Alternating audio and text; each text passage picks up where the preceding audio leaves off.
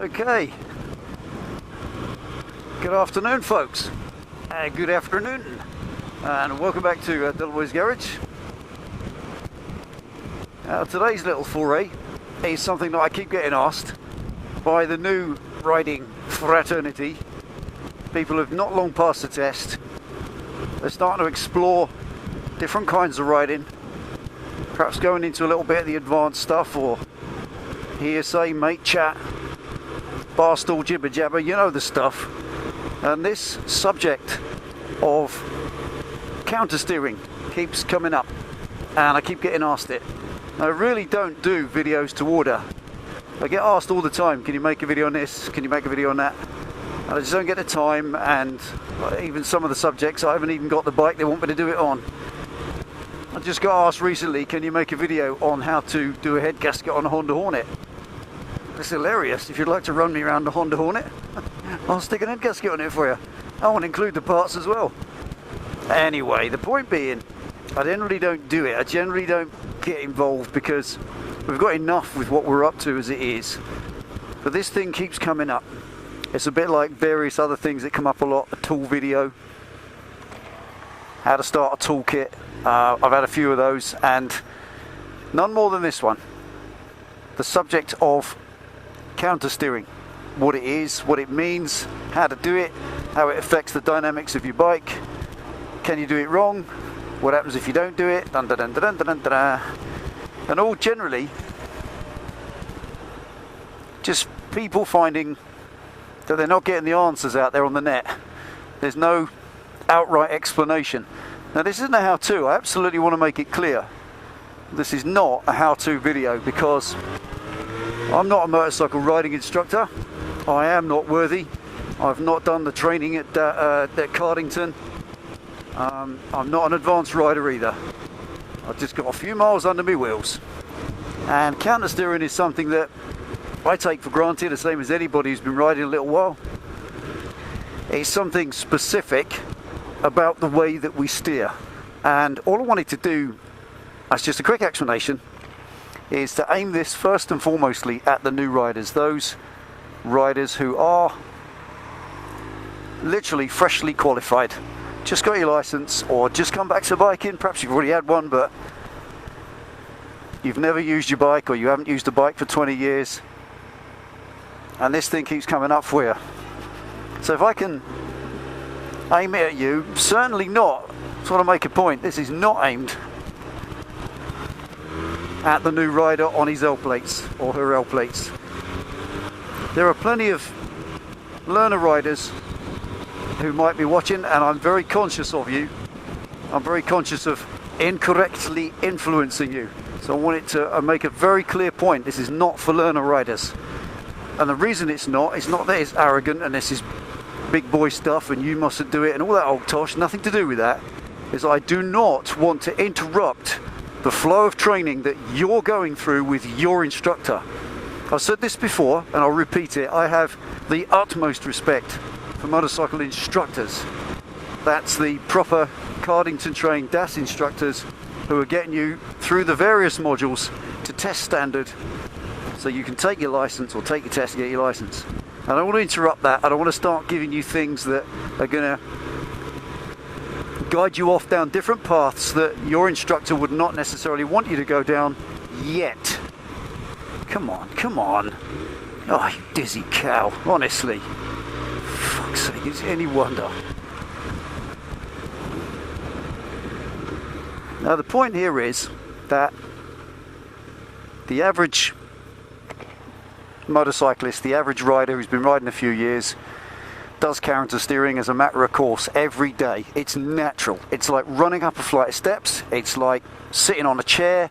You just know where it is. You just know how to do it. You don't look down at a staircase every time you run up and gauge the height of each stair, do you? No, you just run up it because your brain knows where it is. When you're going to sit on a chair, you don't look round and measure exactly how far away it is. You just sit down, it's there. The point being that some things become natural, and counter steering is one of them. It's an absolutely natural thing. You do it without thinking. So I want to dispel, first of all, for the newer riders, the concept that counter steering is something you have to do, you have to learn, you have to be good at, da da da. And in that sense, you can relax. Don't worry about it. Don't overthink it. Counter steering is more something to understand than it is to do, because you do it naturally, as I said. So, to explain what it is, and I think if I can just explain it, unravel the mystery, so you can understand it, you can totally get your head round what it is, then you'll just go and do it yourself.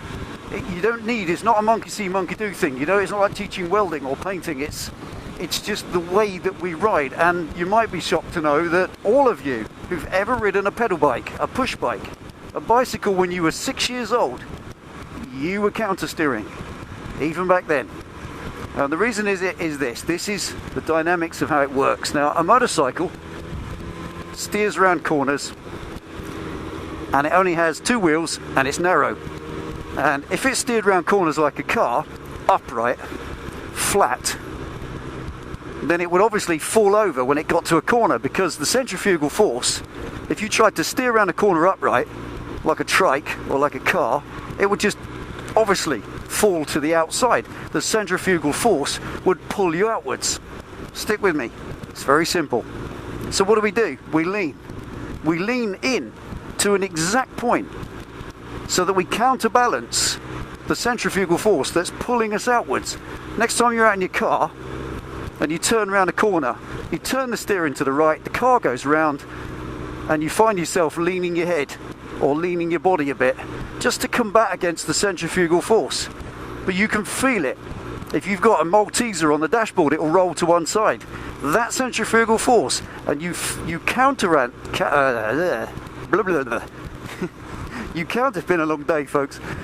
You counterbalance it. You counteract it by leaning to an exact point. You don't measure that point. You just lean until it's correct. You lean until you no longer feel the pull up and down. If you lean in too far, you fall off. If you don't lean far enough, you run wide, because what happens is you can't go around the corner if you're not leaning in enough. So you end up running straight on, as it were, or running wide, and that can be detrimental. Now, without going too deep down, rocket free, they're lovely. Without going too far about centrifugal force, I just want to put that down as a backbone of the explanation of what it is. Counter steering is a method of using centrifugal force deliberately to get the bike to lean into its desired lean angle more quickly, more snappily. So to give you an idea,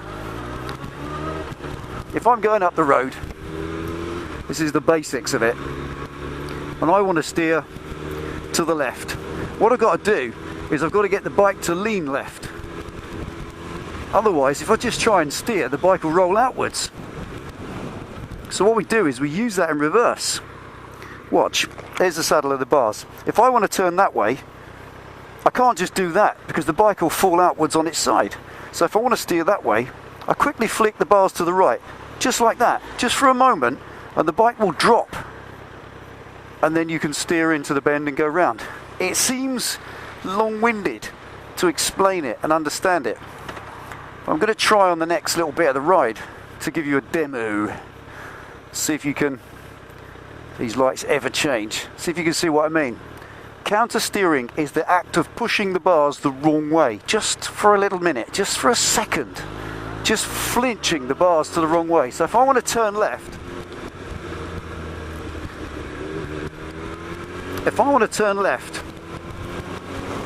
I can't get the bike to lean without either hanging off it, which is a bit crap on the street. You look like a bit of a knob riding around hanging off your bike.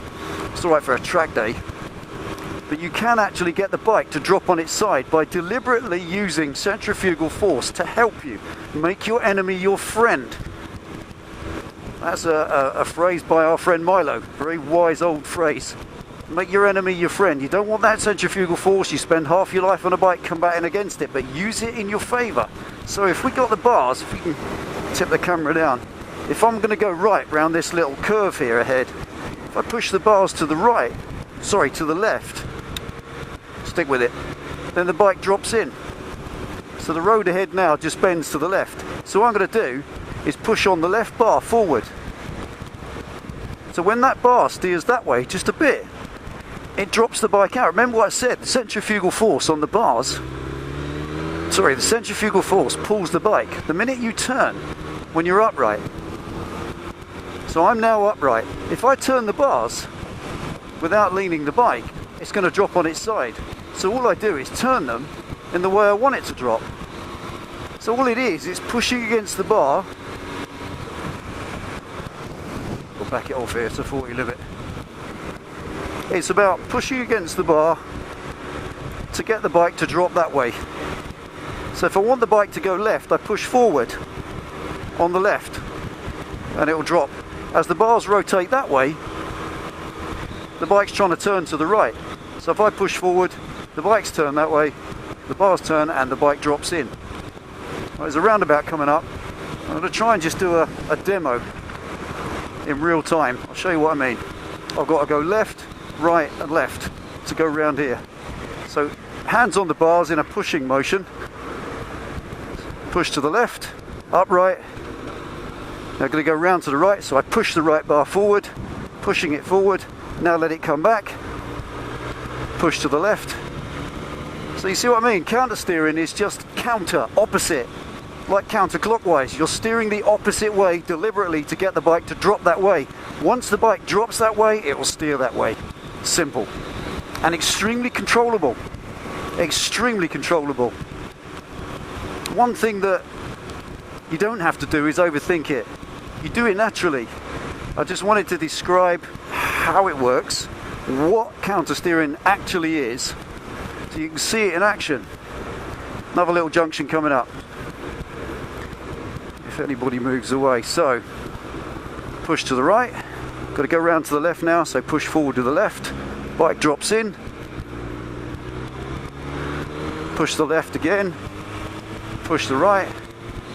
So whichever side you want to steer to, push that bar forward. Now, okay, if you really want to be clever, you can pull the other bar back. In other words, steer that way. Now you can go and practice this, and I think, to be honest, this is the only way that you'll really get the hang of it and understand what it is, so it makes sense. I mean, ultimately it doesn't need to make sense. Here we are, I'm going round to the right, so push forward on the right bar, and now I'm going straight and round to the left, so push on the left bar. It's ever so easy. It really, again, is not something you have to think about. And if you're gonna do your swerve test, then as far as rock and roll, baby. They are so fucking cool. What's not to like about a monkey bike? Anyway, back to the subject. So another demo on this roundabout.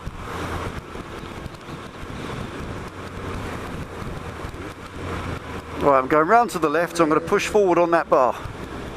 There we go. The bike drops down. If I let it go, it stands back up. And then I push it the other way, and push it the other way. Ever so simple. Whichever way you want the bike to go, rather than trying to physically steer that way, so if I want to go left, instead of steering left, actually push that bar forward, and it will cause the bike to drop to the left-hand side. Even on a straight road like this, if I hold the bars like that, just two fingers, if I push forward on that bar, and again, if I want to go to the right, push forward on that bar, bike goes to the right. It's a little bit like if you do the flying lessons and stuff like that, where the flying instructor teaches you, if you do that, the plane does this, if you do that, it does that. It's just the dynamics of the vehicle and how it steers. Using the centrifugal force in your favour, make it your friend. What you're doing is, if you want to steer left, you actually steer right by pushing the right bar forward just a minute, and that drops it in. It uses centrifugal force to pull the bike down. Watch, one more demo. We're going to go left into the roundabout, pushing forward, Now I'm going to go right, up and down, and then up straight again. It's so simple. It's not true. You don't have to think about it. It's not something that requires active input. Way back in the Middle Ages, when our Penny Pitstop took her test, she used to say to me after passing, she said, I'm cool with it, I'm getting the hang of everything now, I've got a bigger bike. She bought her Harley for the first time, and she said, but what gear should I be in on such and such a corner, or what gear should I be in coming up to this or that? I don't know. The answer to that is the right gear. You shouldn't have to think about it. Whatever gear you're in, lovely. Whatever gear you're in, it should just be the right gear. If the revs are too much, come up a gear. If it's bogging a bit, drop down a gear. Just the right gear. You shouldn't have to think about it. Counter steering's the same, folks. So if you've been wondering about it, there's a little zippity doodah on counter steering and what it's all about. It's just a bit of physics, I suppose, if you want to put it like that. There's no mystery to it. If you're going around a long left-hander like this, you put your hand on that bar, you'll find that actually the pressure is there. This hand on the right is doing nothing. While I'm going round to the left, the bike's trying to fight me. It's trying to stand upright, so I've got to keep it pushed forward, keep that steering from dropping in too far, because the caster action of the forks act like a big caster. They'll go upright at every opportunity.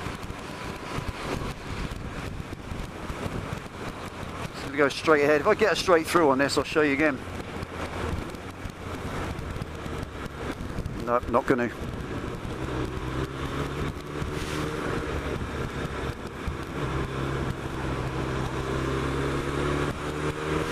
That's crappy road, crappy junction. So there we go, folks. That wasn't much. It was just a little explanation, and I want to just finalise by saying the point that counter steering is, come on, what are you playing at, dipshit.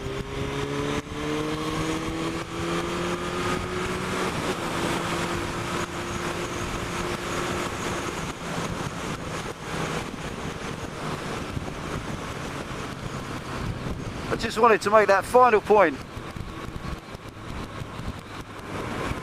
that if you're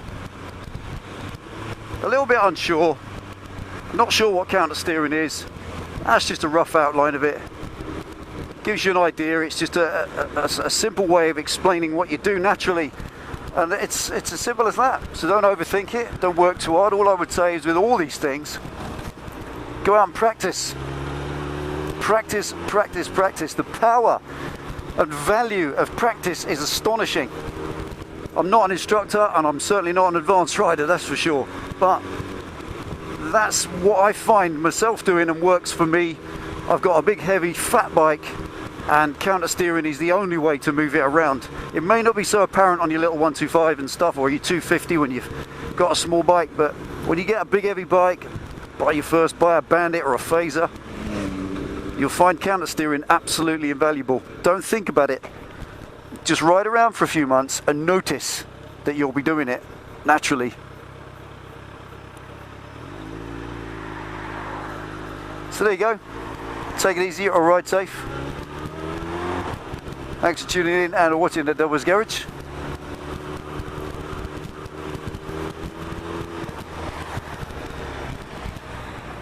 Ride safe.